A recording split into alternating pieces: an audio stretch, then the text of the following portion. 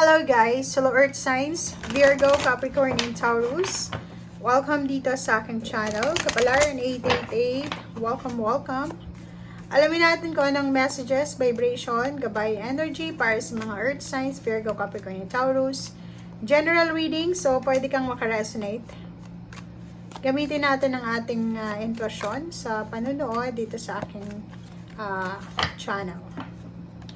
Okay. Earth signs, Virgo, Capricorn, and Taurus, especially sa mga Virgo. Drink more water. Okay? Ugaliin natin na uminom ng tubig kahit walang lasa. Diba? Ganun. Para iwas dehydration. Okay, so, and then iwas sakit ng ulo din. Dito sa barahang to na second is see the other person's point of view. Siguro meron kang hindi maintindihan sa ibang tao, ugali nila, attitude, or mga decision making. May mga nag-iisip ka siguro, Virgo or Capricorn, Taurus. Hindi kayo makapaniwala or hindi kayo handa, hindi kayo ready sa mga information na naririnig nyo. Parang ganun. It's either chismis siya or pwedeng katotohanan. And dito sinasabi na see the other person point of view. So, wag tayo masyadong mag-judge ng agad-agad. And tingnan natin yung sitwasyon niya. Okay? Kung sino man tong taong to na involved dito.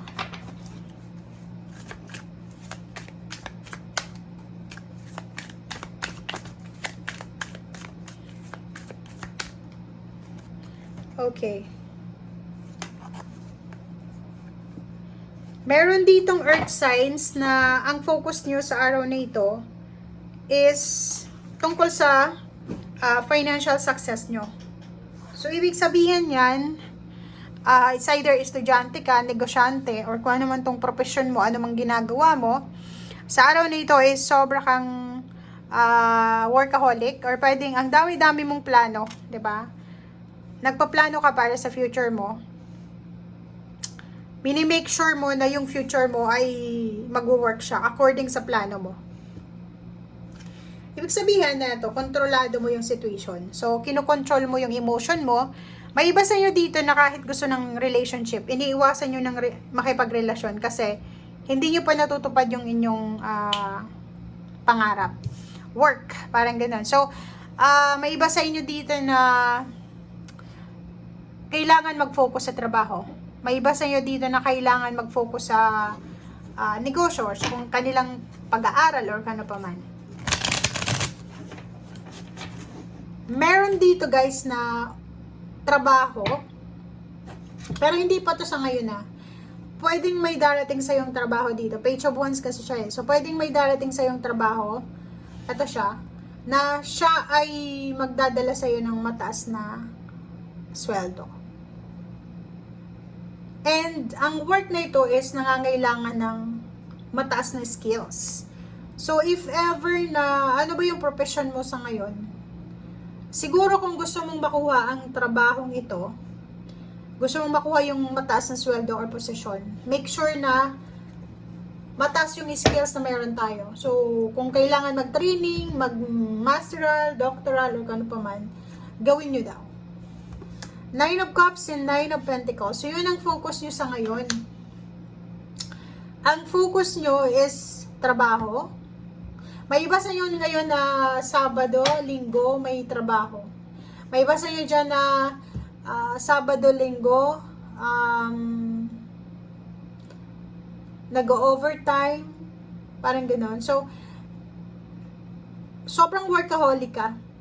May iba sa inyo dito na puro na lang financial yung nasa isip nila. Kailangan nila ng peace and harmony. Kailangan nila ng pagpapahinga. May iba sa inyo dyan na focus nyo is, paano ba ako kikita ng malaki? Paano ba ako makakapasok sa company na yon?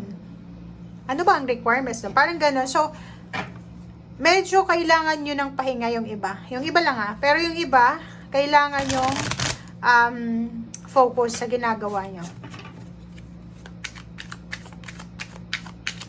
Ang nakikita natin dito is parang Stressful na situation. Sabi ko na eh. Kasasabi ko lang.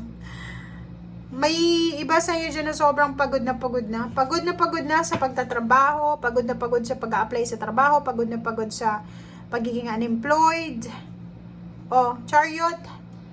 Sinasabi ng barahan, nahihirapan ka kung saan ka pupunta, hindi mo alam kung tama ba tong direksyon na tinatahak mo, hindi mo alam kung, like yung estudyante sa ngayon, malapit na kayong graduate ng kolehiyo.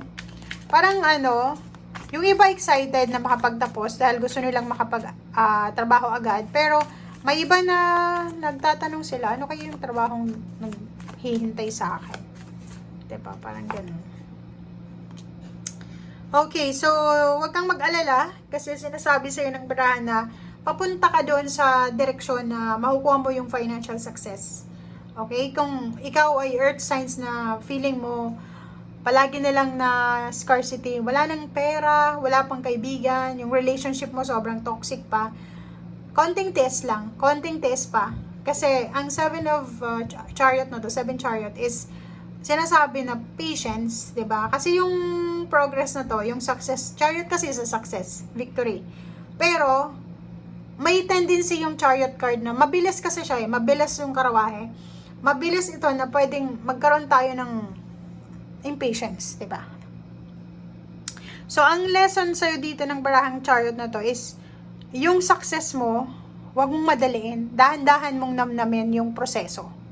Okay? Kasi once na nakuha mo na yung success na yon, sa'yo talaga yon. Okay? And isipin mo na wag kang magmadali, wag mong madaliin, wag mong i-pressure yung sarili mo. Yun ang wag mo daw gagawin, is i-pressure yung sarili na, kailangan ganito yung, 32 na ako, kailangan mayroon na akong pag-aari, ganito. Hindi, kasi itong Queen of Pentacles, sa'yo yan eh, di ba? May kanya-kanya tayong timing dito sa mundo. Ito yung biyahe mo papunta sa success. Itong chariot na to. Ang chariot, di ba, yung dalawang dalawang karwahe, di ba? Or isang karwahe, dalawang kabayo siya. So, nag-uunahan yung dalawa, hindi naman synchronize sila eh. So, dito sinasabi, dahan-dahan lang. Dahan-dahanin mo lang kasi hindi ka mauubusan ng swerte. And yung blessings mo is para sa iyo yan. Walang sino man ang kukuha niyan. And if ever man may kumuha niyan, ibabalik yan sa'yo ng universe ng tenfolds. Okay? So, yun lang alalahanin mo. Huwag mong i-pressure yung sarili mo. Kasi useless yun eh. Pressure, stress yun. Diba? Kasasabi ko lang sa'yo. Queen of Cups, kalma. Breathe in, breathe out. Drink more water. Spend time sa family, spend time sa pet. Spend time sa mga kaibigan, sa mga taong nagmamahal sa'yo. Okay? And yung success mo na, andyan yan eh. Nasa paligid lang. It takes time. It takes patience para makuha yan. So, wag nating madaliin. Okay? Thank you guys. Bye!